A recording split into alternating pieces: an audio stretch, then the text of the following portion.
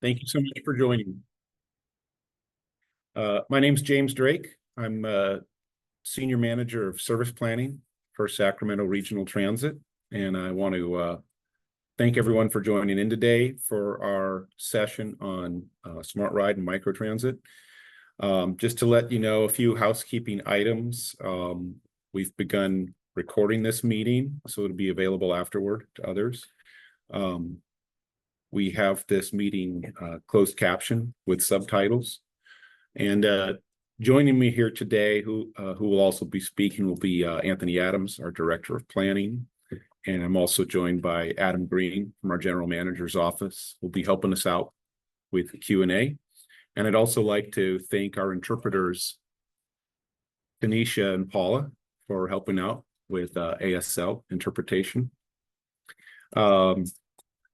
We'll be doing a brief prepared presentation, and then we'll be doing Q&A.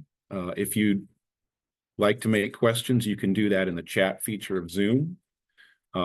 If you prefer to give your question orally, you can use the raise hand feature in Zoom. We'll try our best to call on people in the order received. If you are calling in by phone, and I do see at least one person who's phoned in order to state your question, you'll have to press *9 to raise your hand. And then when it's your turn to speak, we'll state your number and we'll enable you. And then you'll need to press *6 to unmute. We will be ending at 5. We have to let our staff go at 5 o'clock. But just to let you know, a couple other brief housekeeping things. We do also have a meeting of our board of directors this coming Monday, the 14th at 4 p.m. here at 1102 Q Street. And more information, if you miss anything, more information, contact info is available on our website, sacrt.com/rideshare.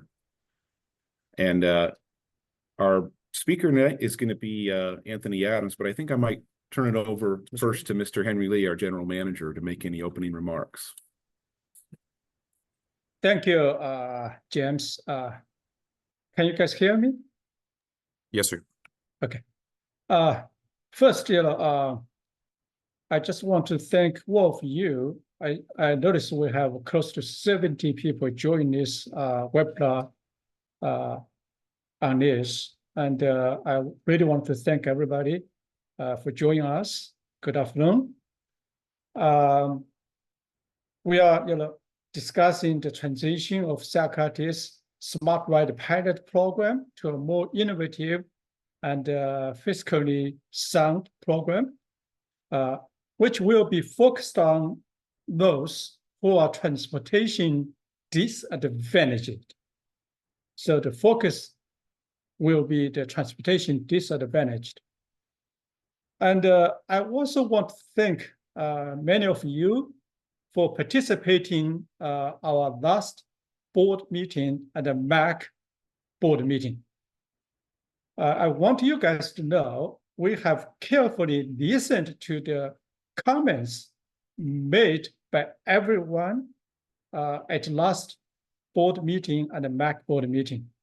We listened carefully, and we immediately, looking for ways to say how we can, best address you guys' concerns and meet the needs of the people who really need our help. And as a result, we're developing a totally or vastly revised or new pilot program based on those comments, requesting us to provide accessible, affordable, and high-quality service for customers with the greatest transportation needs to maintain dignity and mobility. I believe James's email, has already reflected some of our, elements of our new plan.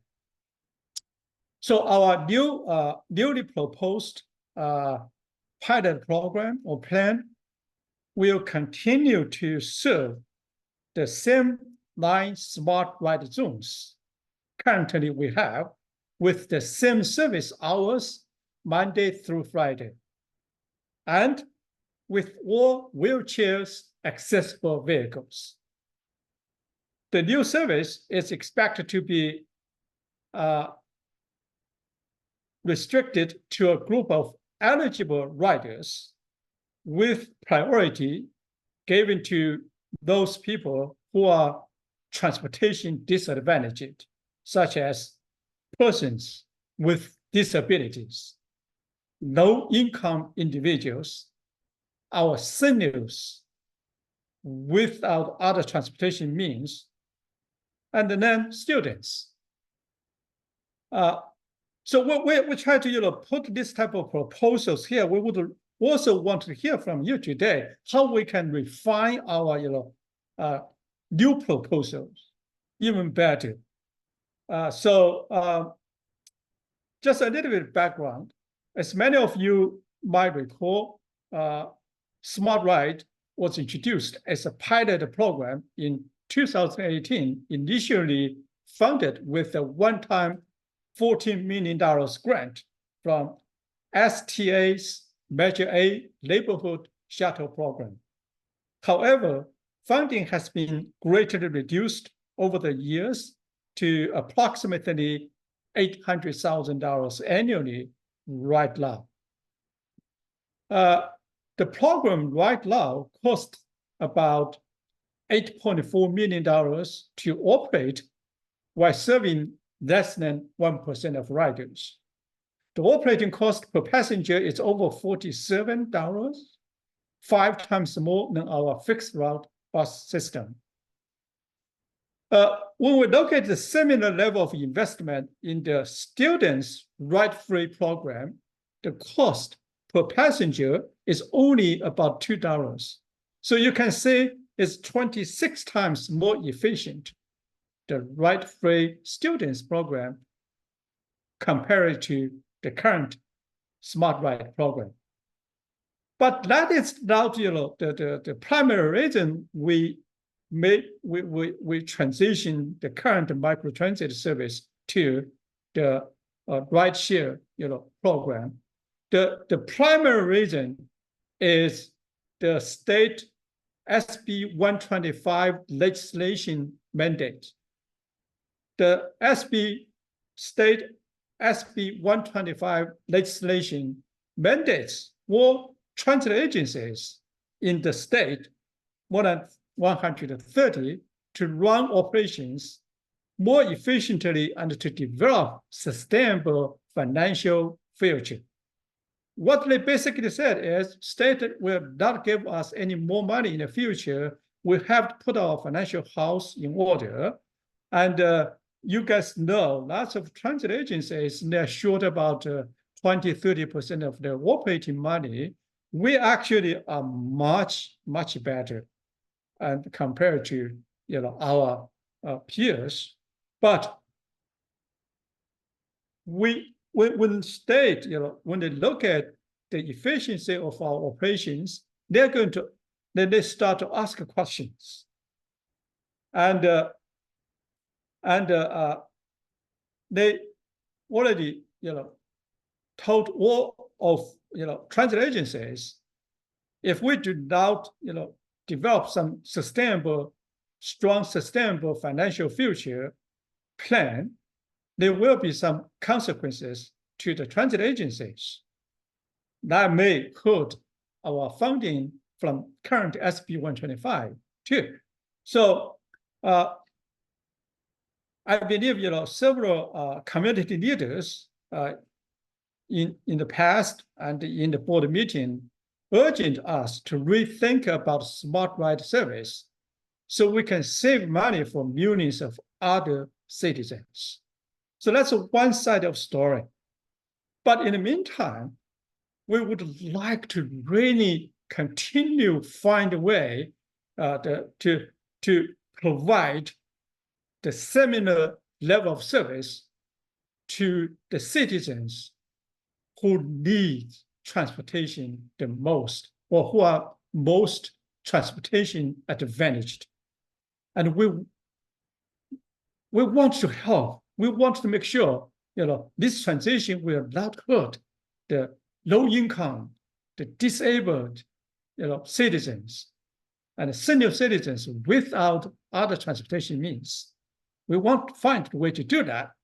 And then after intensive and deep analysis that started 5 months ago, we start to think about find a way to say how we can, on one side, comply with the state legislative mandate, and on the other side, we still find a way to be able to serve citizens who are transportation mostly disadvantaged,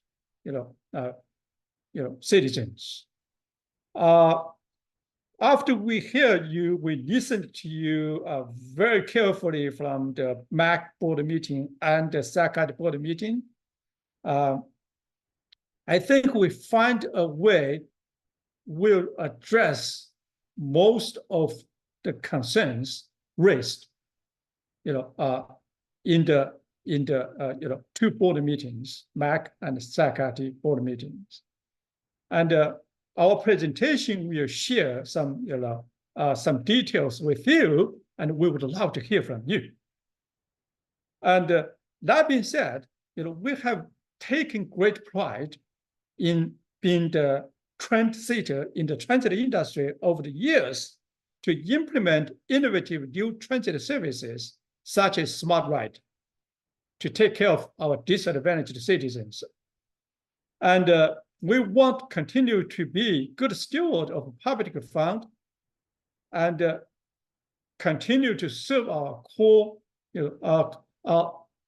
maintain our core services, serving millions of riders, such as regular light rail services, fixed bus services, and importantly, paratransit services, which are now serving hundreds of thousands of disabled and regulatorily eligible citizens.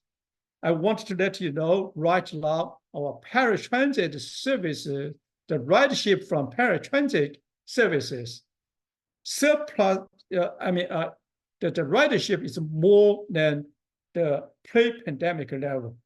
And that is a huge milestone for us. And we're serving more, paratransit customers than what we served prior to pandemic. And prior to, we were also the one, we probably was the transit agency in the whole country to implement the largest size of the microtransit services. Why we were, were able to secure $14 million funding and also secure more than $35 million grants to continue to serve the line zones in our microtransit services. And but the SB 125 legislation mandates us to run the business in a more efficient way.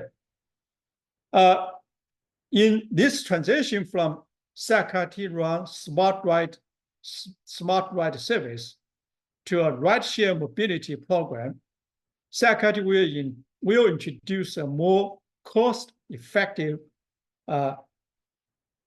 rideshare program in January 2025. In addition to STA's $800,000, we have worked very hard and diligently to secure some grant funding. As a result, early this week, we secured another $1.2 million grant, which we will put into this new program to ensure we will maintain many of the same benefits as current SmaRT provides, or virtually maintain all key benefits the current disabled and low-income riders are enjoying from the current SmaRT program. And in the meantime, we will work even harder to look for future grants for this program. Again, this program will be focused on better serving low-income and disabled individuals, including people who use wheelchairs, while maintaining the existing zones. What does that mean? That means we may not be able to serve the general public who is not low income, who is not disabled, and who is not senior without other transportation means. We will not be able to serve those people. And I want to thank you to help convince those general public to use other transportation means or use a bike, ride about a mile to ride our regular bus service instead of using this precious service, and save this precious service to the people with, which are mostly transportation disadvantaged. I also wanted to thank the ACB Capital Chapter of the California Council of the Blind and the National Federation of the Blind of California River City Chapter for sending us a great letter early this week. And you guys raised the concern about rideshare service not enforcing the laws concerning service animals. I want you to know the new service provider, which likely will be VIA. The company is providing excellent microtransit services for the citizens in the city of West Sacramento in the last several years. Their reputation is wonderful, and they hold the similar high standard of safety and enforcing the laws and the regulations. And you raised another issue, which is the previous plan require the customers to pay first $5 or even more. I want you guys to know we're not going to do that. We just charge regular $2.50, that regular fare. And also, electric wheelchairs and other similar mobility devices will be able to, all the vehicles, the VIA will be able to accommodate all the vehicles are wheelchair accessible. So, like I mentioned, more information will be shared as we go forward, including the presentations and the public meetings, to continue to refine the new program ahead of the implementation. I just want you guys help to convince people who are currently riding SmaRT, but they are not low income or disabled. They have the means or ability to move around, even by themselves or by their family members or by their friends, if they have the means to do that, and convince them to save this precious service to the people who need the most with the greatest transportation disadvantages. I would really appreciate if you guys can be our ambassadors to help spread the word, to ask the understanding from general public just how important this is, and the whole society is great as long as we can take care of the most disadvantaged citizens in this society. And we take the equity, compassion, and fairness at our heart to our disadvantaged citizens, disabled, low income, and similar categories of citizens. We would like to help them, but that requires support of our general public. So I'm going to stop here. I want to listen to you guys. I want to have some very good conversations through this meeting. And if technologically allowable, if at 5 p.m. we still need more time, let's continue the conversation. But I want us to really build consensus and make sure, we can make this transition a great, successful, transition. And our planning team will share more information about the proposed new program. And, we would like to answer many questions as possible. Again, thank you for joining us. I will now turn it over to Anthony Adams, our planning director. Anthony. Thank you, Henry, for those opening remarks, and thank everybody for coming today on what I feel is a very exciting day, us proposing a new mobility program. Just give me just a second to share this PowerPoint.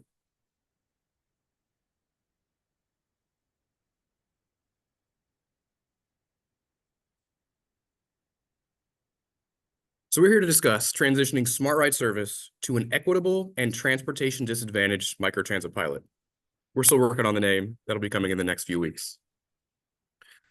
As was mentioned before, SmaRT is a very popular service, and it has a history and something that we want to address. It began operating in 2018, and as Henry mentioned, was the largest microtransit service in the nation.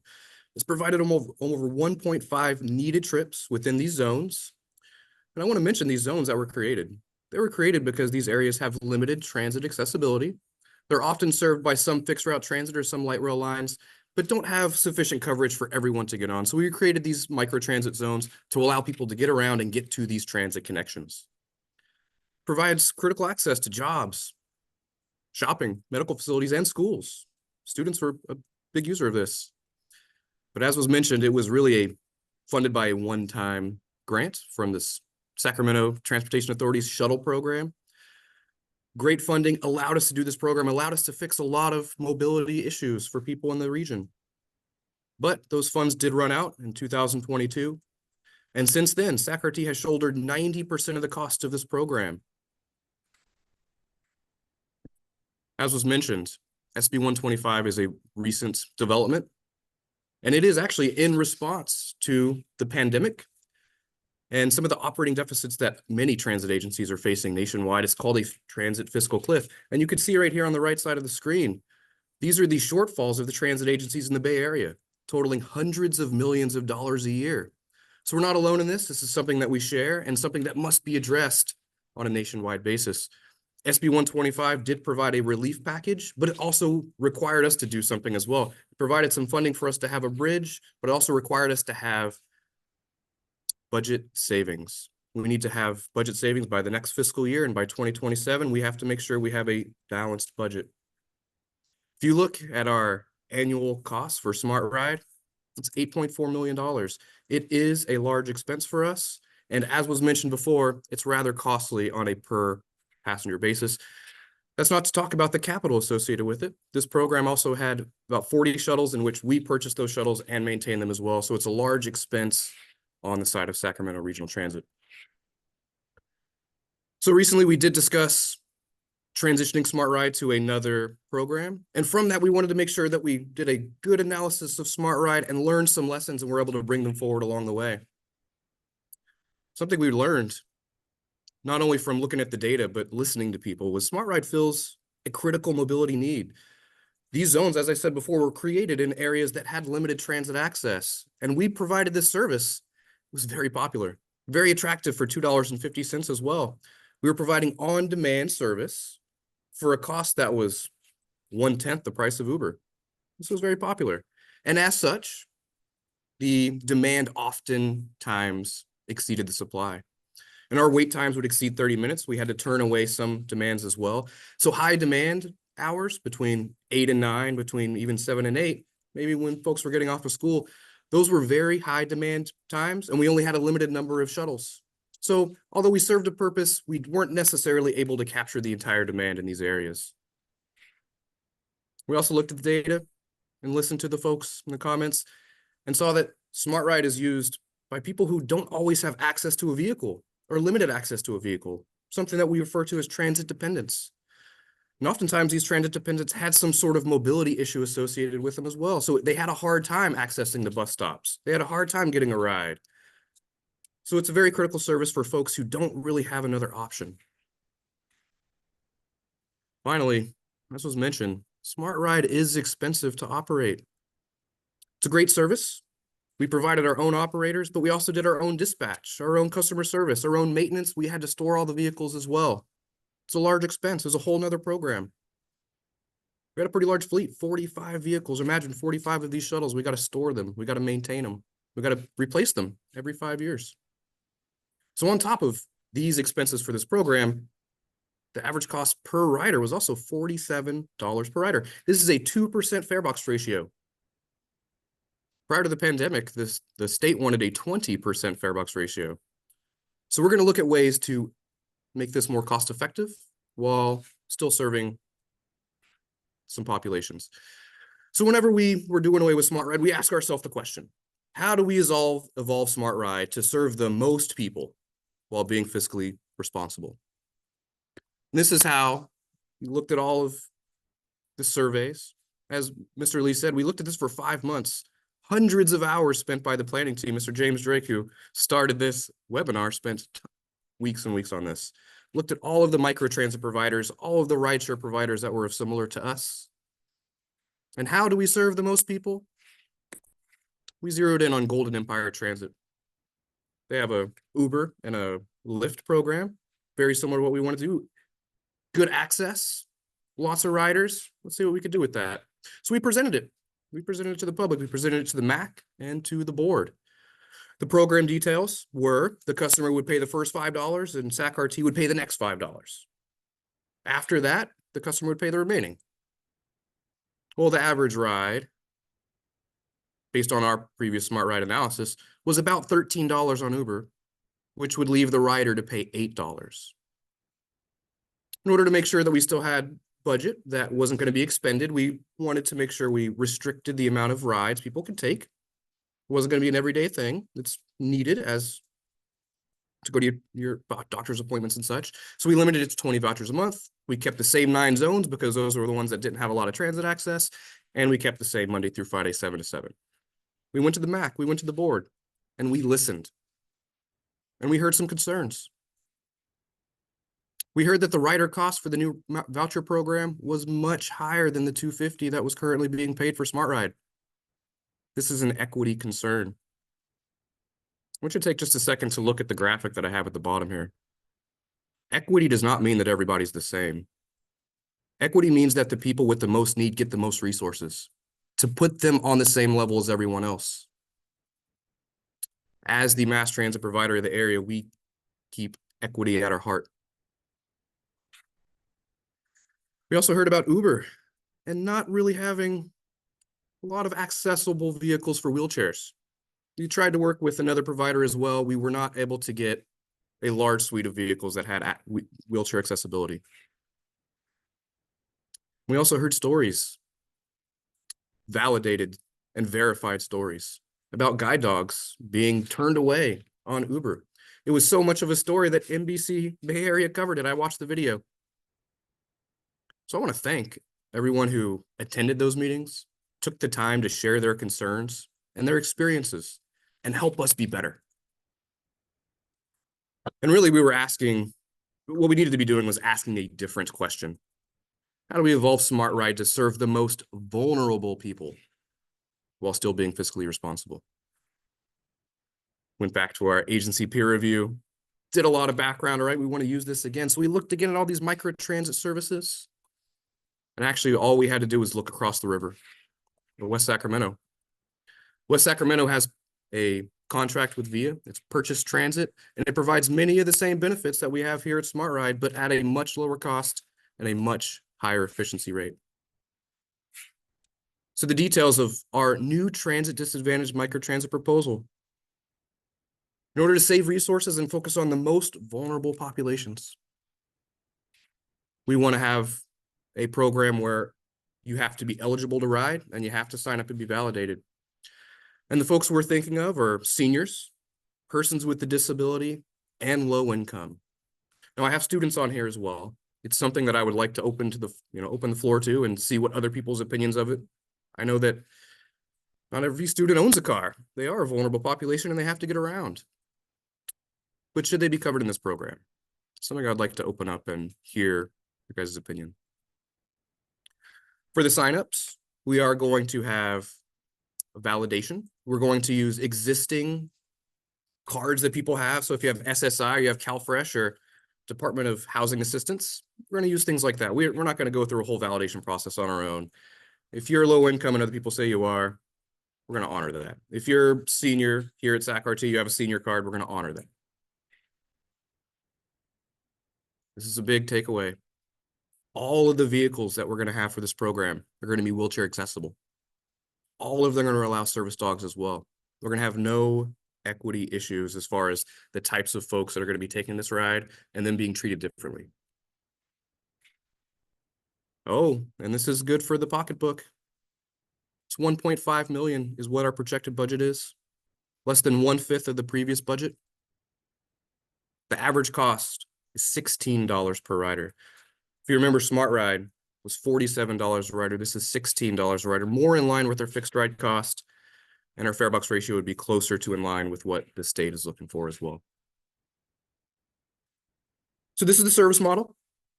It would be a turnkey service provided by VIA. As was stated before, it's the same provider as Sacramento. Very, very popular service in Sacramento. If you know anyone that lives there, they've probably talked about it to you. Why this is a turnkey service? They provide nearly everything. They provide the passenger vans. They will all be ADA accessible. They provide trained drivers that make sure that they know how to interact with folks who have a higher need and are of more vulnerable status. And they do the booking service as well. Booking service not only on the app, but by telephone as well. The service would be provided within existing SmaRT zones. So as I stated before, these zones are locations that don't have great transit coverage as it is. So these are the areas that we know need the most care. This is a premium service still. It is on demand. And as such, we are going to request that folks pay $250. It is less than SacRT Go. And because it's the premium service that has a limited number of availability, unlimited passes are no longer going to be accepted. So you can't buy a monthly pass and then ride this 1,000 times. You got to pay each time you use it.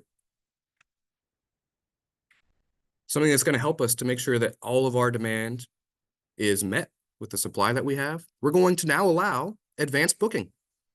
So if you know where you want to go and you know when you're going to get it, we can guarantee you a ride. If you're using SmaRT right now, if it's available, it is. And if it's there, that's great. But there are some times that it's not available and sometimes you're left waiting. The service will not be like that. You are signed up, you're validated, and you book and request a ride, we're going to get it for you. We are hoping to move this along expeditiously. We've already had a couple of outreach events to the previous proposal. This is our first outreach event to the current proposal. We're hoping to have public and partner outreach during the month of October. We're going to be presenting here at the board. There's 2 other events that we have with the public as well, and we're going to be presenting at the Sacramento Transportation Authority. We're going to make sure we procure our service and get our grant amendments in the next month and award the contract after that. We are proposing that the registration for this new microtransit pilot would begin in early December to make sure everybody has the time to submit your information to us, get you on the list, so you can start the service whenever it starts on January 1st, 2025. We are planning to end SmaRT service the day before on December 31st. So we're hoping that there will be a seamless transition from disabled folks, senior folks, low-income folks, riding SmaRT today, and then having no gap in the service starting January 1st. So that's the presentation on our new proposal. Now we're going to open up the floor to questions and answers. We would like to hear your opinion on this. How can we make this better? How can we serve you better? And are we serving the right populations? Do you agree with this strategy? Thank you.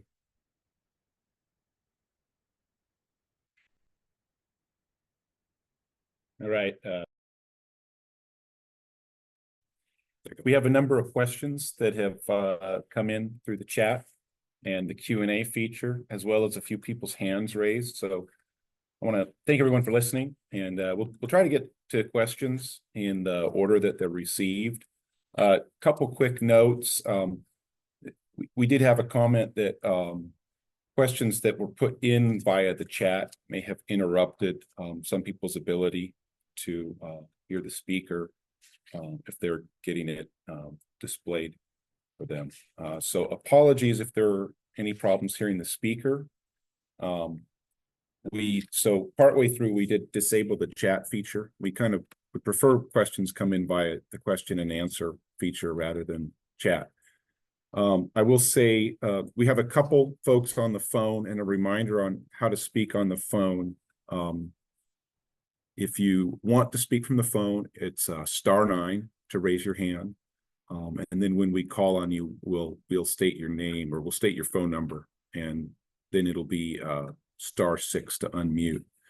But I'm just going to go to the first question here on Q&A. This is from Glenn. Every so often, we've talked about bringing back certain fixed route segments, for example, the Watt Elkhorn to Greenback Lane part that ended at Auburn Boulevard. Would it be feasible to implement things like this now for the general public to use instead of SmaRT? I think the basic answer there is that our presentation today is not really focused on fixed route.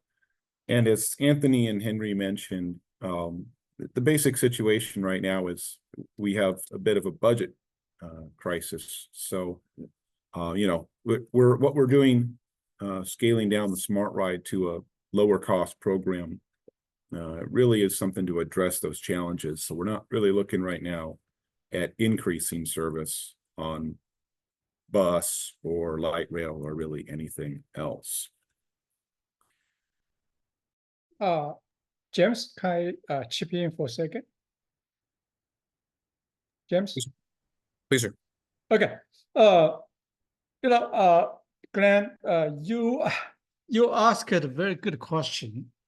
Lots of customers ask this question: can we add more services virtually? That's the question. We'd love to do so.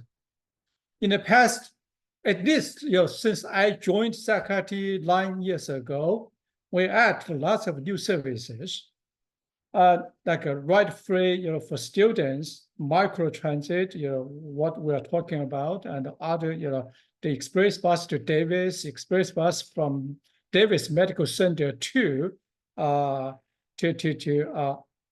Grove. We have been running our business in a highly efficient and effective manner compared to our peers in the industry. But compared to our peers, especially within the state, the primary funding sources for transit agencies are the local transportation, either sales tax measures or, property tax measure or whatever, the local funding sources. SacRT only receives about 1/5 of 1 penny of sales tax revenue, 1/5 of 1 penny, or 20% of 1 penny of sales tax measure, the sales tax revenue. But many of our peers in San Francisco, Bay Area, LA area, San Diego area, they either receive 0.5 penny or 1 penny or 1.5 penny. So the transit funding of our peer agencies, they receive 3 times, 5 times, or even 7 times more local funding than what we received. So that speaks to a question: how we can make sure we can, the whole community, the whole county, the citizens can realize we need to really catch up with our peers and other regions to invest more money, well, at least invest a little bit more money compared to, when we do a peer comparison. We don't want to have a 1 penny sales tax measure for transit. If we can get a half penny for ourselves, that means we will get a double funding than what we are getting from the local. And that will significantly improve our ability to put more services on many communities right now who do not have the services. And we would love to work with you guys to see how we can achieve that goal.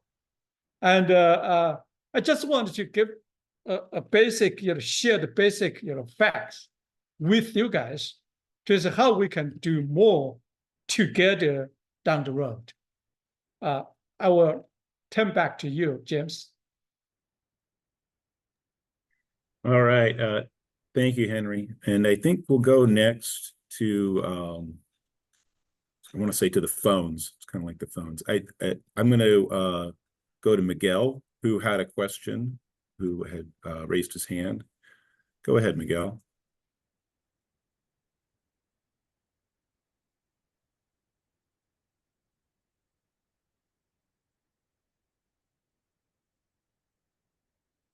Miguel, I think you're on mute. I'm going to see if I can unmute you.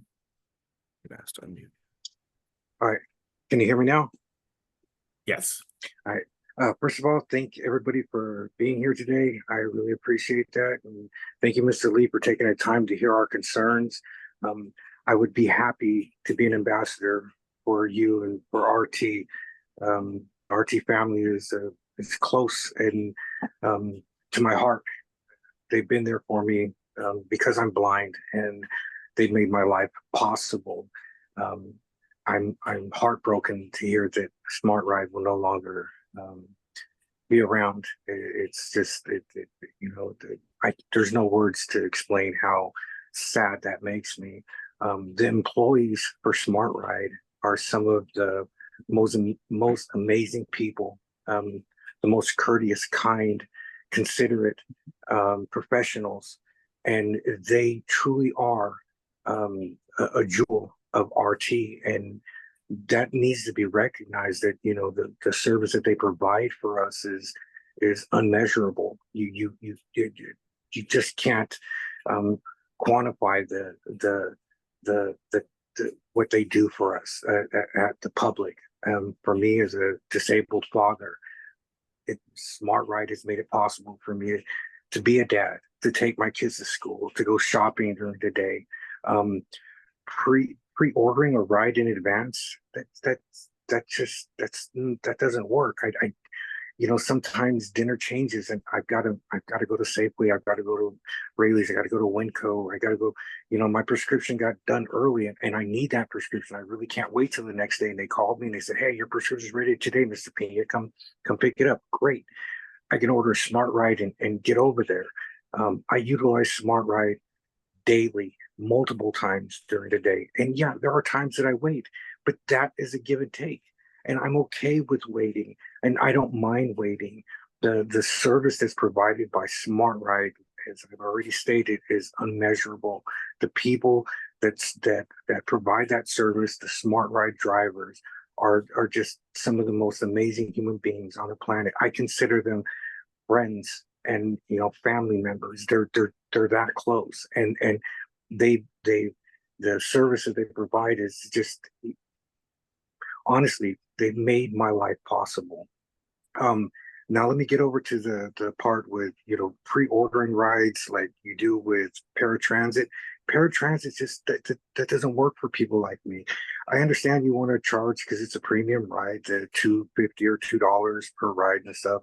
The great thing about the SmaRT, and I understand that there's some give and take. So if we have to, we have to. But the fact I could buy a daily pass, or I can use my monthly pass. I live on a fixed income on top of everything else. That was wonderful. But if you're considering utilizing another company with different drivers, and I don't know what their training is, and I don't know if you guys know the RT Smart bus drivers, they're all trained, they're all professionals. These are professionals, and they treat you accordingly because they're professionals. They understand your needs.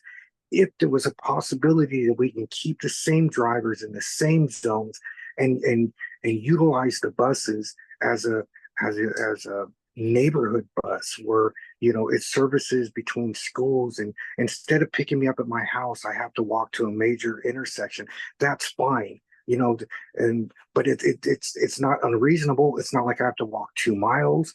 For me it would be like Fair Oaks and Greenback, for instance, and if I make it there, then I get that smart ride. If I don't, then I get the next smart ride that comes around.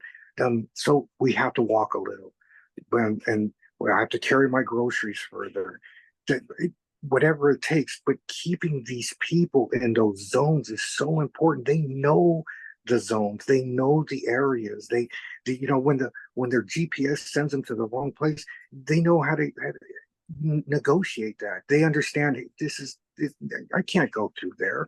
They've already have the training. They already have the skills. They're professionals. They're professionals that you folks invested money and time in training. And you have you have everything you need right now to implement something like a neighborhood bus, that you're using the same smart buses, and it just goes in circles. We just, during the same smart bus hours, and I'm just saying, I get, this is a proposal that they're coming up with, at the last minute. Uber was the thing that they worked on for the longest, and I'm so glad to hear that the Uber solution or recommendation isn't being adopted. That's wonderful.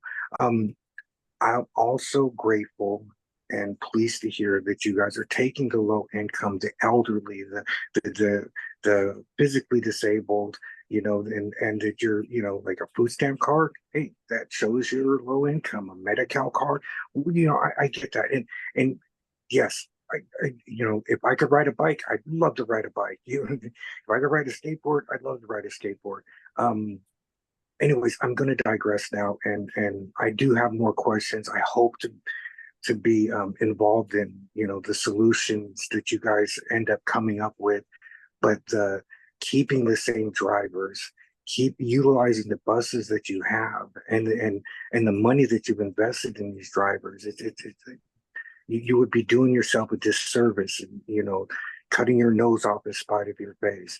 But the words you spoke, Mr. Lee, was eloquent and well received, and I'm glad that you guys are working with us. And again, I digress. Thank you again. Have a wonderful day. God bless.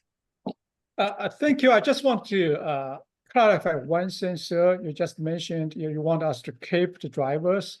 Yes, sir. All current drivers will still be with us.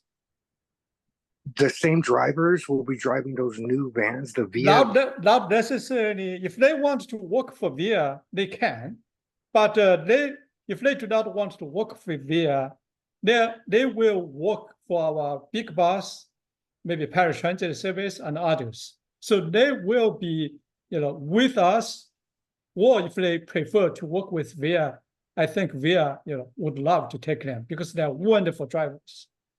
And they're professionals. You guys spend good money training them, and they know us in this area. The problem is that these people have seniority. They work hard. Yes, sir. Sure. I do want to be mindful. We have about 20 people with questions. Okay. And we do have our interpreters here on limited time. So I want to, and people are waiting to speak. So I want to kind of keep things moving here. I think, to all the speakers lined up, it would be helpful to try to keep remarks to just a couple minutes and give us a little time for a response. Yeah, right. And I appreciate that. Thank you. All right. Thank you for your comment, Mr. Lee. Really appreciate the comments, and I know you've been to our meetings, and appreciate both the compliments and the criticism. So thank you, sir. I think actually I'll go next over to Margie on the line, who's had her hand up for a while now. Margie, go ahead.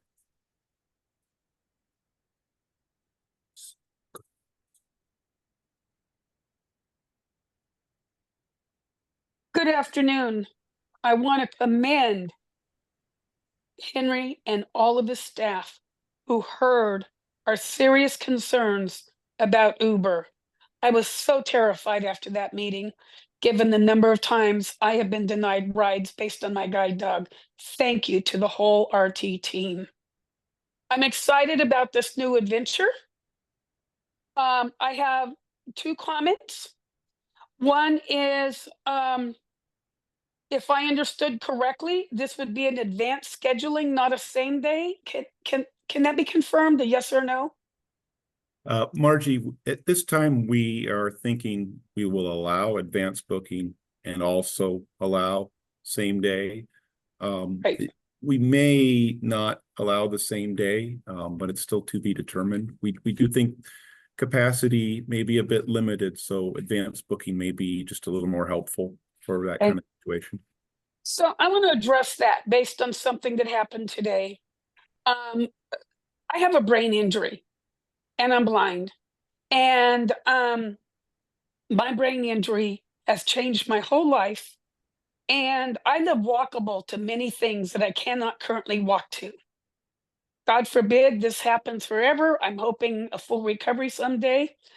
But today I got a ride. I felt great today. The last 2 days I was in bed. I got a ride to go get my nails done.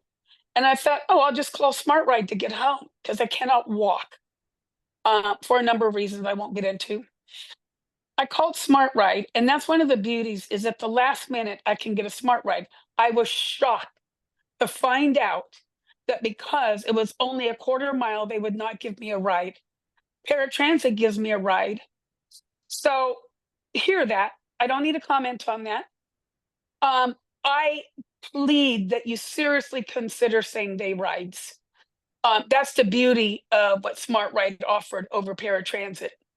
And then regarding students, it is my understanding that we get a lot of cancels from students. You know, they summons a SmaRT and then they're standing at the corner and somebody comes by and picks them up, they never cancel. I would like to see students excluded from this new system. Thank you. Right. Thank you, Margie. Appreciate the comments as always. I want to take a couple from the Q&A that have been queued up here. Question from Juan. How does SacRT differ from regular bus and light rail service, or are they the same? I think the question there means how does SmaRT differ? And I think a lot of folks on the call are pretty familiar with SmaRT already, so I won't do a super long background, but just to help clarify, yeah, SmaRT is our existing service where you can get a ride on demand from a point-to-point basis.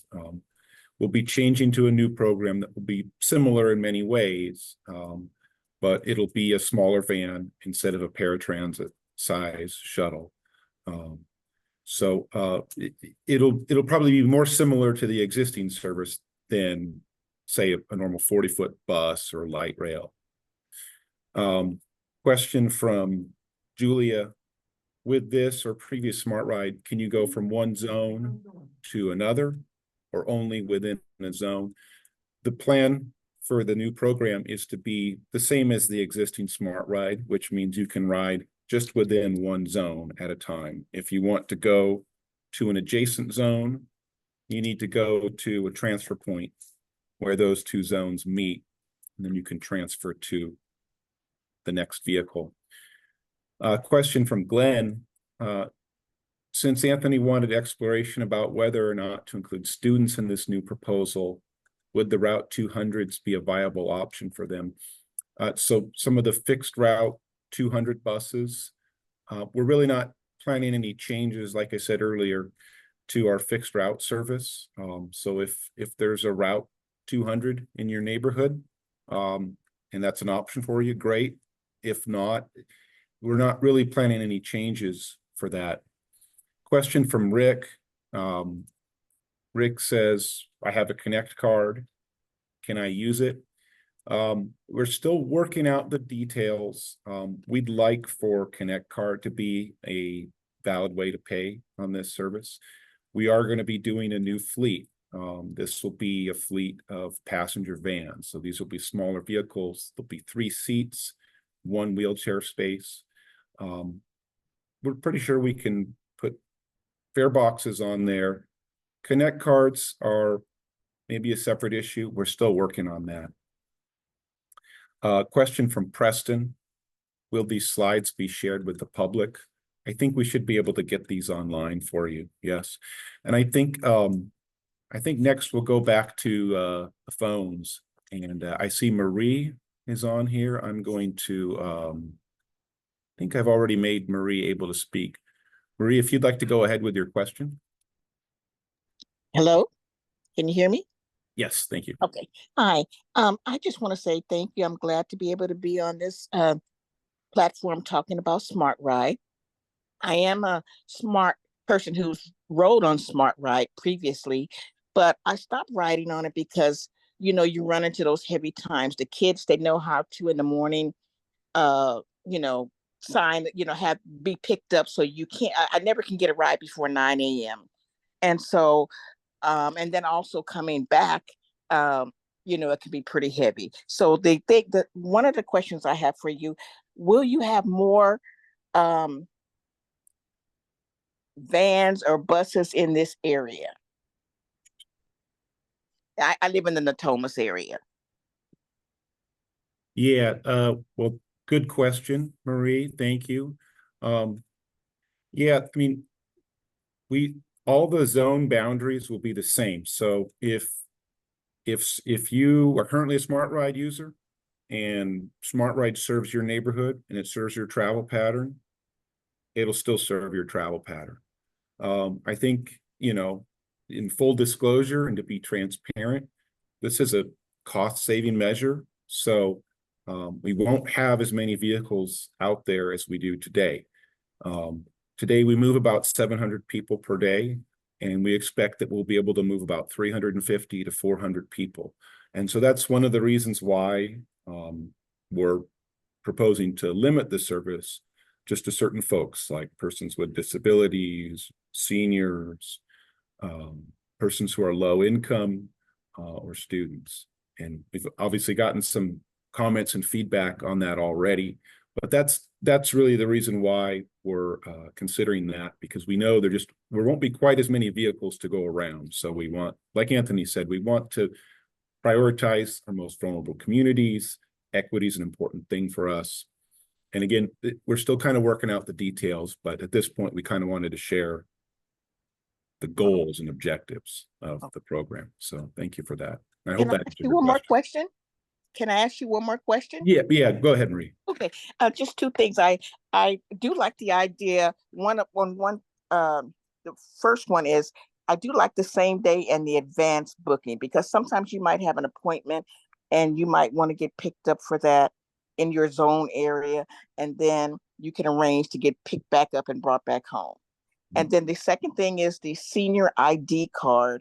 I am a senior and I live in a senior community. And so I would like to get a senior ID card, and I'd like to know how to go about doing that. But I know right now you're in the development stage. So I guess I can wait on that. You'll probably put out more information. So that's all I have to say. And I want to say that SmaRT is an excellent program too. All right. Well, thank you for your comment, Marie. Okay, I you're think welcome. I'll go next to Michelle on the phone, I guess. Michelle. Yeah, I'm on the phone. Yeah. Hi everybody. My name is Michelle Baker, and I use the SmaRT all the time. I use it like almost every week, every single week. I'm a frequent rider, and I also have a disability. I have Asperger's syndrome, which is high functioning autism, and I also receive SSI benefits. I'm low income, so my question is, will this new service that you're about to launch, is it going to be like SmaRT? Will I be able to pay with my Connect card? Will I be able to will I be able to I'm trying to think. I'm sorry, y'all. I'm just trying to figure out what to say afterwards. But all right. Will it let's say, will it be similar to SmaRT? I couldn't think of anything else. So that's all I could say. Yeah, I mean, like I said earlier, we expect to take Connect Card. There's some technical issues we're still working on with that. Okay. Cash will be accepted. The plan is to try to make fair payment and collection the same as it is for SmaRT today and Okay. fixed route. I also know how to use the regular bus as well as the right rail, so I'm able to get around perfectly fine. I'm able to walk and stuff. I don't use a wheelchair or a cane or nothing. I'm actually I'm very high functioning and I depend on the SmaRT because it's more convenient. And I live here in Sacramento. I live almost kind of toward where Lee Relinda and Bell Avenue is. My home street is actually my street is Dondra Way. And the thing of it is that the closest bus stop is Route 19, and it's across the street, and it's a 12-minute walk. And the 19 comes every hour, and a lot of times I'm not going to always make it to the 19 unless I leave home extra early. And when I try to book a SmaRT in the morning, it'll be booked, so I have to wait. So whenever the SmaRT is booked, I had no choice but to take the 19. And if I can't take the 19, and if it's too late for me to catch the 19, I might have to wait to the next one. Or my other option is to keep trying until I get a SmaRT. And so that's my thing, Not that I don't mind walking, it's just, the bus comes every hour. And if I miss it, I have to wait for a whole nother hour for the next one. And that's just too much for me. That's a lot of time to be waiting on a bus. That should be for like a half hour or less. We appreciate that, Michelle. We know buses and SmaRTs can be hard to get out there. I want to keep moving we have a number of speakers, so I would like to again ask folks to try to keep their time to a couple. And I think I'd like to go ahead and move to Regina on the line. Go ahead, Regina. Good afternoon, Henry Lee and James, everybody else. I am currently the president of the ACB Capital Chapter of the California Council of the Blind. And on behalf of our members, I want to thank you for listening to us, for receiving our written and verbal comments at the MAC. And we do appreciate that. I am looking forward to just experiencing the new service. I would caution if same day can be kept in some form, it probably will preserve the reasons most people take SmaRT over other services in RT. So if at all possible, that's probably my main suggestion. And we're here to continue to help with this transition and this process. And yes, Henry, be an ambassador. We would like to see transit funded at least a half a penny ourselves. Thank you. Thank you. Thank you very much. Yeah, I think we'll all second that motion. And thank you, Regina. I think we'll go next to Coco on the line. Thanks. You can hear me? Yep. Coco Cocazella, Sacramento Transit Advocates and Riders. Yeah, thanks for putting this together, staff. I'm still digesting it, but it's an improvement for sure over the voucher situation. I would put in a plug, speaking to equity. I think that same day and on demand is probably a super important feature. I'll just leave that comment there. Related to students, I'd be curious to know what is the percentage today of SmaRT RT ride riders that are in the student category. Also, what would be the expected fiscal pressure if students were to continue to ride at the percentage that they are now? And thirdly, related to students, maybe survey some student riders to see what they perceive the impact to their life would be. Thank you. Thank you, Coco. I know that we do have other services that are provided to students that they can ride free, our fixed route service. And we do know that a substantial number of students do take SmaRT currently. Is it a need or is it a want? We don't quite know. But I think it's a good idea to survey them to see what the exact need is. Let's keep this moving along to Mr. Jeff Booth. I think you have to. Mr. Booth, if you wouldn't mind asking your question? Can you hear me okay? Yes, sir. I can't hear you though. I can hear you, Jeff. Well, basically, I'm on one of the SmartRT buses right now on my way home. A big problem that I have with SmartRT is I'm 65 plus. I'll be 66 in March, and I don't understand why I have to battle to get a bus. I get up early in the morning. I have to take the 51 bus to behind Walmart on 65th Street. And then to have to sit there and wait until, and I have to catch the bus right at 6:30 in the morning.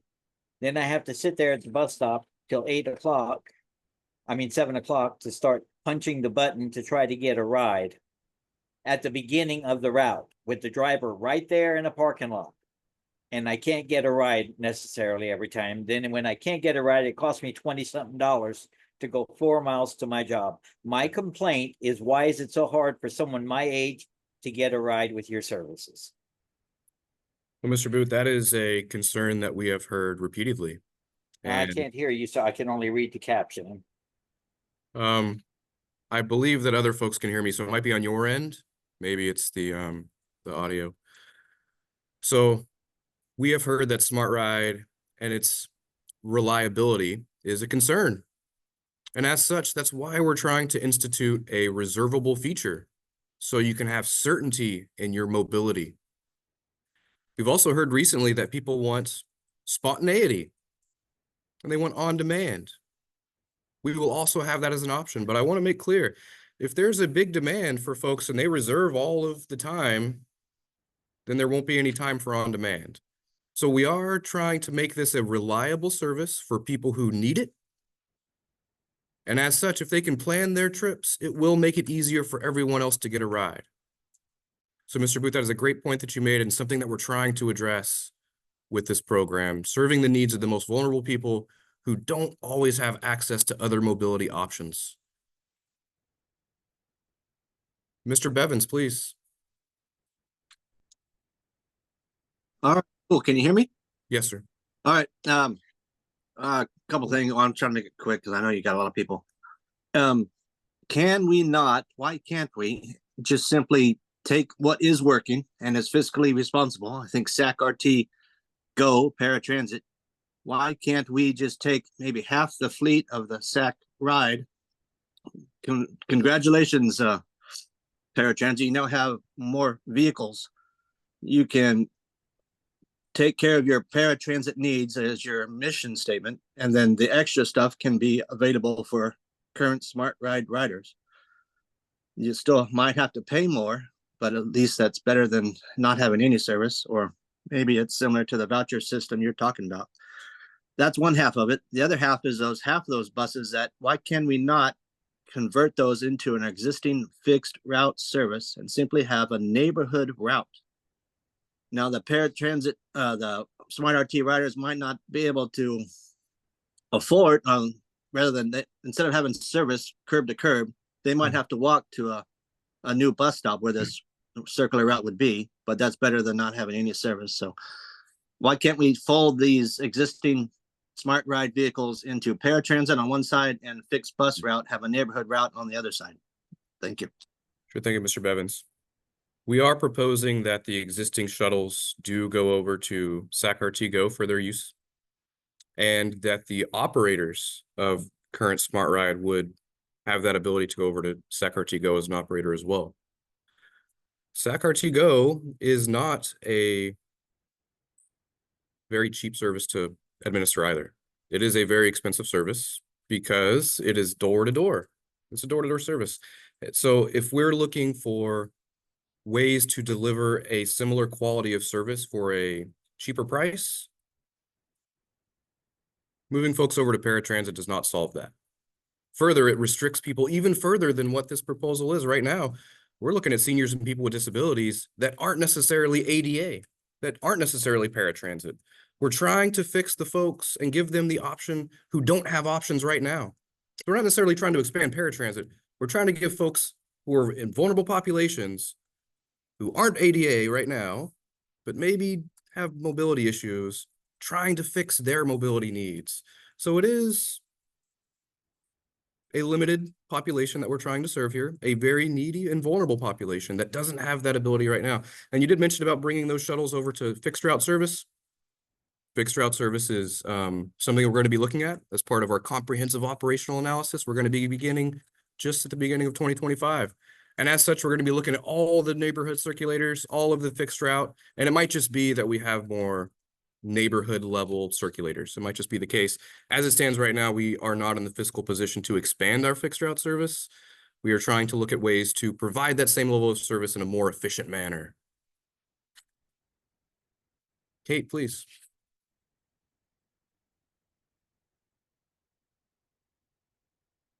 Kate, you're now able to speak if you'd unmute. Okay, now can you hear me now? Yes, ma'am. Okay, first I wanted to say how very impressed I am with this new concept. I didn't believe it was going to be possible to have anything that was this useful, and I'm really pleased. I wanted to say, I think that you should try to make arrangements with VIA to take on the current SmaRT drivers who don't want to go to big bus or light rail. They know the routes, they know the thing, and I think they'd be a valuable asset, and I hate to see them be lost. The other thing I'd like to say is I don't think students should be included, with the exception that if they're low income and don't have access to school buses provided by the schools, then they should be allowed to take advantage of this. But for just ordinary students, they clog up the system. They're the reason we can't get rides during the morning and the afternoon. And I don't think they're gonna not make this new plan work. But thank you very much. Good comments, Kate. We appreciate the consideration, and it certainly was a lot of thought that we put into this, so we appreciate it. As far as the students, I think you have a point there. There are some students that have more resources than others. A lot of students can ride a bike, or they can walk, and it's not always the case for some of our more vulnerable populations. So we will consider students and maybe even limiting that even further. I'd like to ask Rose what her question may be. Hi, can you hear me? Yes, ma'am. Okay, great. I live in the city of Folsom, which now currently only has one bus route. So I rely on the SmaRT to take me to and from work. As a person who is disabled and low income, I just want to make sure that I have this clear. Now, the new service, is it going to be voucher, or are you going to try to implement the other payable measures?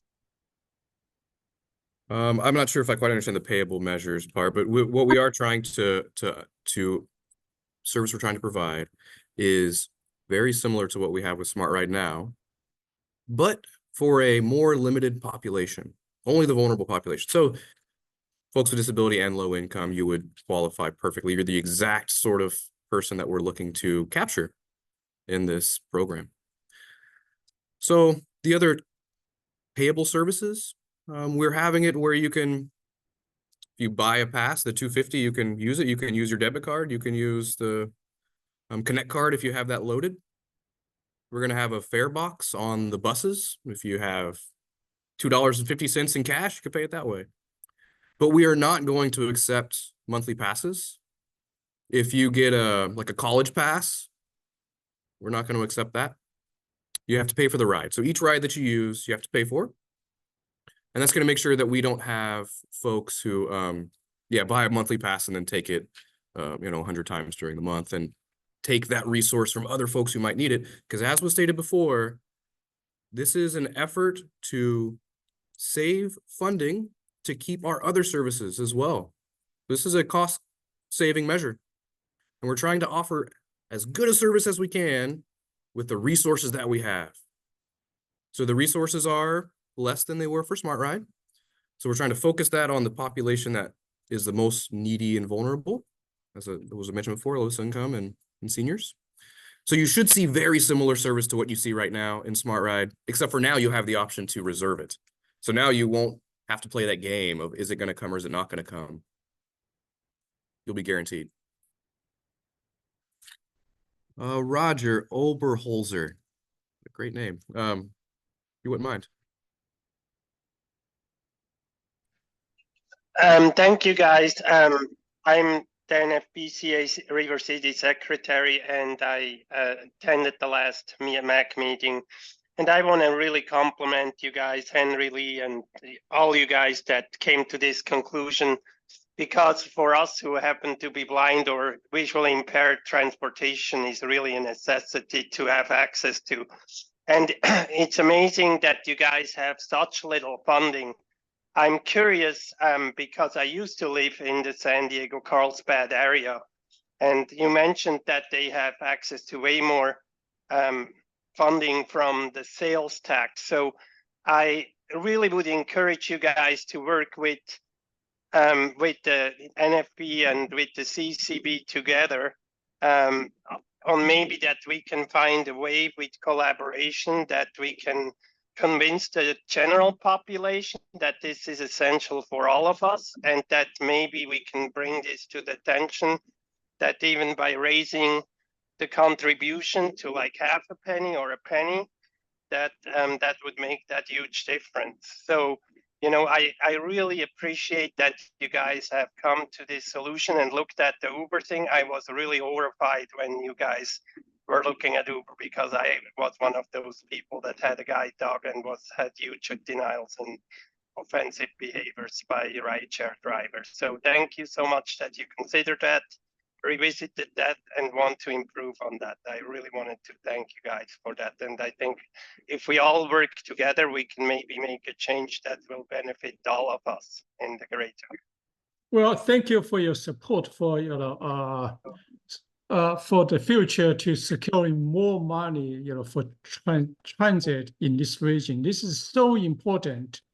And also, if you guys have time, this Monday, coming Mondays, board time, if you guys, can share your thoughts with our board and support the new proposal, please, come to the board meeting to let our board know, this is a much better proposal, and then our board can, feel, more informed and can make a better decision. Yeah, Thank you.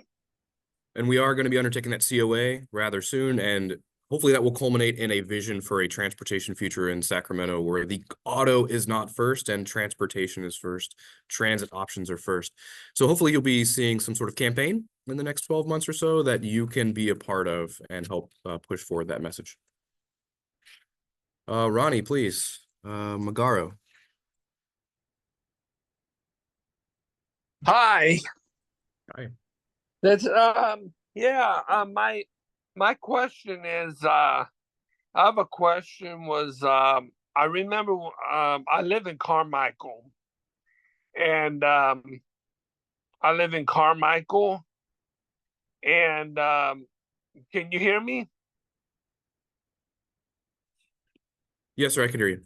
Okay, I live in Carmichael, and I go from my apartment to the food bank, Orangeville Food Bank, to volunteer.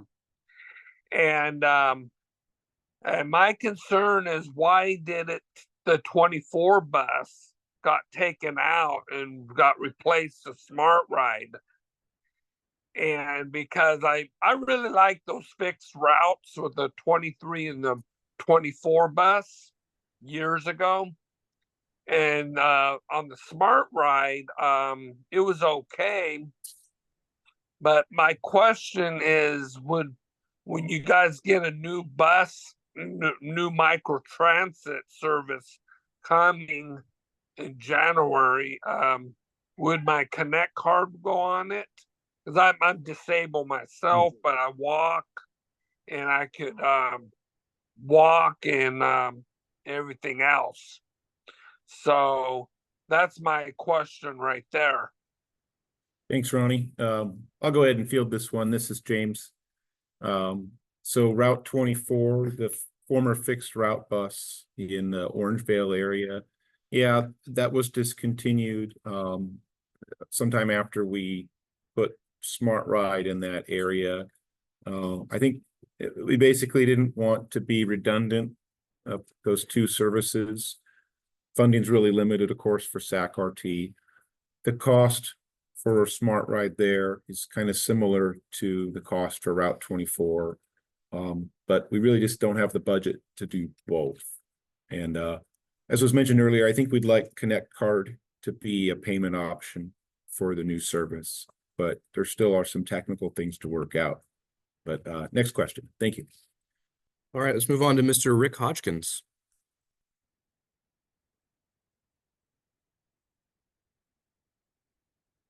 Rick, you're still muted? Bang. Hello, can you hear me? Yes, sir. Okay, so I've heard about this for a week now. So I missed part of Henry's opening remarks because I had a doctor appointment and about the time that this started, I was just leaving UC Davis Medical Center. But I just wanted to point out that well, first I have a question. I have my Connect card which I won. By the way, you're speaking to a transit ambassador, a transit champion from, not a transit ambassador, but a transit champion from December of last year. So I got my Connect card for free, and that when it expires just later on in December of this year, I will have the regional center. I'm a client of Alta California Regional Center. I will have them load money on it. Will I be able to use my Connect card on this new service? And furthermore, I think I feel that there ought to be a happy medium. If you're already looking at, same day as well as reserved rides for the new SmaRT service, I feel that is the best of both worlds. But that what I also feel, as some people, as McGill filled, I've never met McGill, but I understand he's blind just like a lot of us are.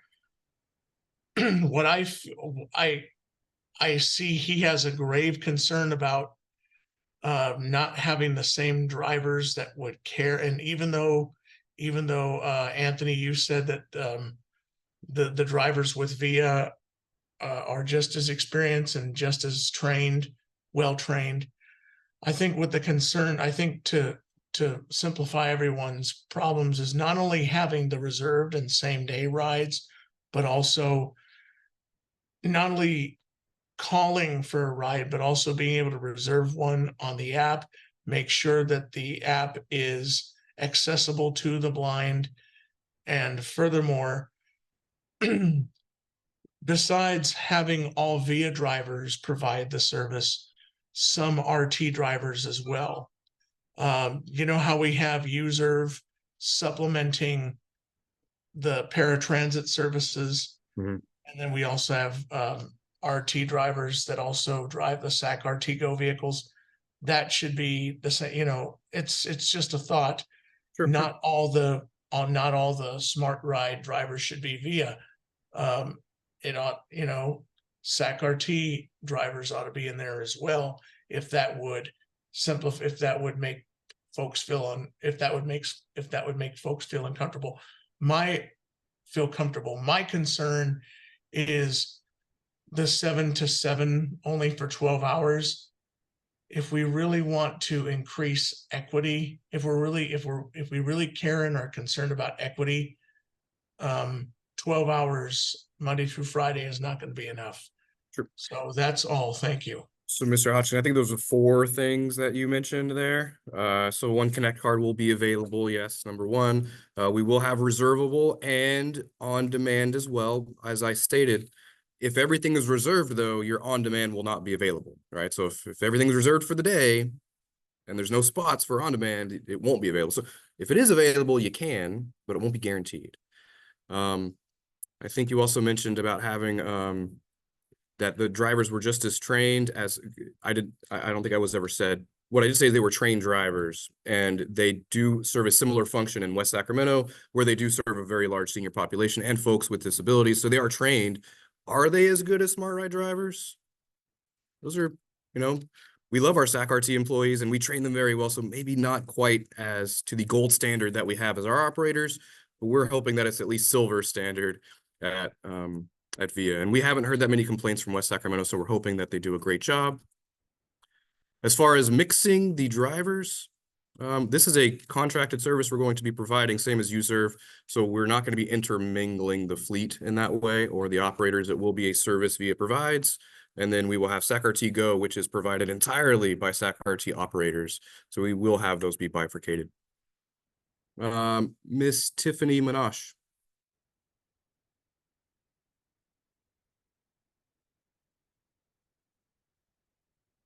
Hello, can you hear me?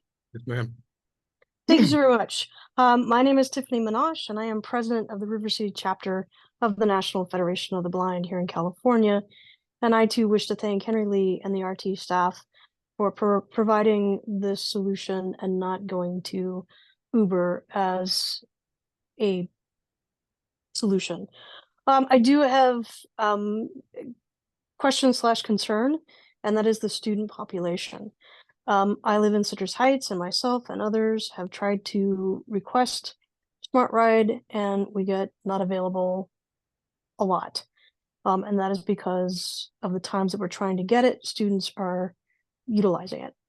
So I'm wondering if there's a way to maybe add or segregate one vehicle within the zone to provide for students so that others have the opportunity to utilize it with this new service. Thank you, Tiffany. That's a great idea. Although we would like to be able to provide additional vehicles, the current structure does not have multiple vehicles per zone. And as such, think of a limited pie, right? If you take away some of that pie for students, it will be taken away from someone else. So there's no more resources when we add students to this equation. So if we want students to be served, I think that's something that we can agree upon or have different opinions about, but adding new folks that we're going to be serving will not increase the amount of vehicles that we have in those locations. So we have just a couple more minutes before we reach 5. I would like to see if we can get a couple more questions here. Let's turn over to Glenn. Is it Mandelkern?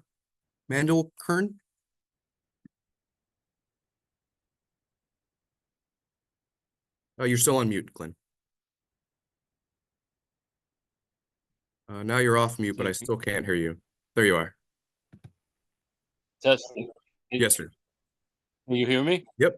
Oh, okay, very good. Okay, so yes, my question is about the transition off of SmaRT by the general public, which was also spoke to it a little bit. First, I want to make sure before I ask my question. I think that the SmaRT software has a provision that it says that if SmaRT isn't available, it will suggest existing fixed routes that are in the area. Is that correct? Yes, sir. Okay. So therefore, my suggestion/question is, I was wondering if you could make this software maybe instead of operating instead of doing that when there's no SmaRT available, instead to if it can figure out first that there is a very close enough existing SacRT fixed route that will do this service, to tell people about it up front and then tell them that they can take that instead, or they'll be asked, do you still want to book the SmaRT? Mm-hmm. And that will train them in a sense to start looking at fixed route more often. I was wondering if you might consider doing that. No, this actually is a great comment. We're actually having a new app that we're going to put on a phone. We're developing it right now, and that's going to have a trip planner, which is going to do the exact thing that you're talking about right now. It's going to give you different transit and other mobility options in your area so you can make the best decision. So it's very timely. Hopefully you'll see this being rolled out in the next couple of months, and you'll be able to experience that in real time as well. So great comment. Thank you very much. And let's see if we can get the last person, Margie D.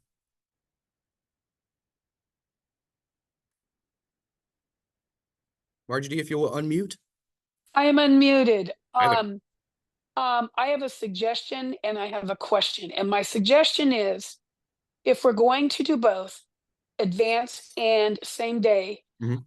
can we set a 50% capacity for in advance? And that would allow those of us that need same day to have that. You don't need to answer that. That's a rhetorical question Yeah, for good you guys suggestion. to look at. I want to ask Henry a question. Henry, you got an audience here. And I can't imagine that anybody out here would not be willing to do whatever we need to do to help RT to get a half-cent increase, whether it's legislation, but we all are at effect of the cut of services. And I want to be able to help you. I can't say I can get to the Capitol right now. I can write letters, I can make phone calls, but maybe in the future, you could have a town hall meeting that goes out to all transit riders, post on bus and stuff, and explain to us how we can help RT get more money. Thank you. Thank you very much. This is a wonderful suggestion, and we will definitely follow through with you guys. If you guys can actually send us an email after this or your contact information, then we may be able to set up a advocacy group regularly discussing this type of situations. Yeah, I was going to add, anyone who's not able to get their questions answered today is welcome to email me personally, and I'll either field your question myself or I'll get it to the right person. A lot of the answers today is, we still haven't decided some of these details. People always want to know, and that's very understandable. But also one of the reasons we have public involvement is, sometimes we want to hear from the public. We want to hear from folks like you. We've heard a lot of back and forth on, students, for example. Folks have said, we really need to make room for students. It's important. Others have expressed concern that students absorb a lot of the available service. So really great to get all this input. I'm going to enter into the chat my email address, which is my first initial J and my last name Drake, DRAKE, at SacRT.com. And again, I'll put that in the chat for anyone. So please feel free to reach out. So we are at time. We're at 5 p.m. now. And I do know that we have a limited amount of time for our ASL interpreters. I do have two hands up from Miguel and Rick. Both of those gentlemen have spoken previously. We can stay on it for a few more minutes and see if we can address their questions. Although we do have future 2 more in-persons, and I think we have a board meeting and a an STA meeting as well, where these comments could be put forward. So let's turn it over to Miguel, if you can keep it somewhat brief, please. And then we'll just remember that we have other opportunities to be able to discuss this as well. So Miguel, please. I'll try to be brief. I'm disheartened to hear that the VIA alternative, is going to be an independent contractor. But it's so like Smart Bus, people can't just go over there, if they can maintain. I like the idea of some of those VIA people being RT employees, but I see that that's not even an option. You guys aren't even considering, intermingling with them. But in regards to the kids, I wanted to briefly address that. If it gives RT funding, let's include the kids, and maybe we can get more buses and more services. And from the school districts, we might be able to get more funding from the city, Citrus Heights, Folsom, Sacramento, Elk Grove. I believe that there's other funding out there that RT isn't,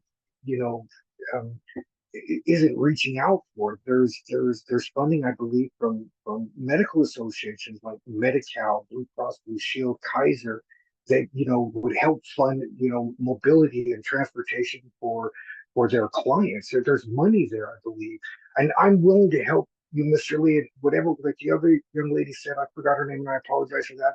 whatever it takes to get the 1.5 cent to 1 cent, shoot for 2 cents, whatever it takes to help you get that funding. We're here.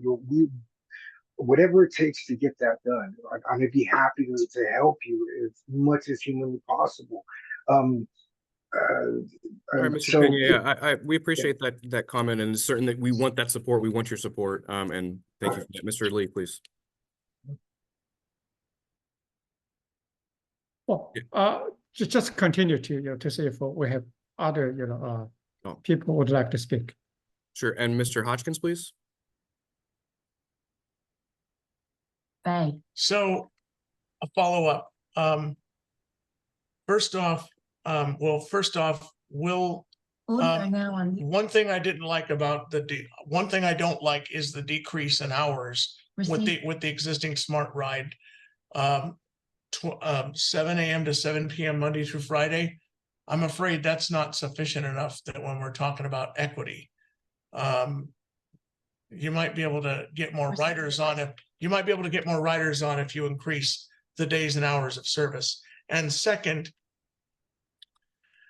we've been told by citizens who don't use RT that they will support RT as long as we do something about the homelessness issue, and I will leave it at that. Thank you. Thank you, Mr. Hodgkins. The 7 to 7 is the same time and days of our existing SmaRT service. And as such, we're trying to keep as many parameters as the same so we don't confuse our existing riders. So same exact zones, same hours, same days. It's just going to be slightly different vehicles that we're going to be using. Hopefully the same type of service as well. And I think this can go on forever and folks can continue to raise their hand. So I think we do got to cut off at some point at 5 o'clock. Mr. Lee, do you want to have any departing comments, or do you want to continue to take questions? I just wanted to say thank all of you, all of our all people who participated for today's webinar, and this helped us tremendously. On one side, you give us more encouragement to do even better and better, and secondly, we'd love to work with you to see how in the future we can secure more local funding. Imagine if we increase our local funding from 1/5 to just half penny, or 2/5, means 40% of 1 penny. Imagine how much more stuff we can do. That is just that will bring way more service to the community, and we can do much more and much better to the people, to the citizens, and who are vulnerable and transportation disadvantaged. Thank you very much, and hope to see you guys in our board meeting, and love to work with you in the future. Thanks so much, everybody. So yeah, the board meeting is on Monday. Hope to see you there, and there will be some more outreach events that will be on our website for you to be able to find and hopefully attend. We appreciate your comments. Talk to you soon.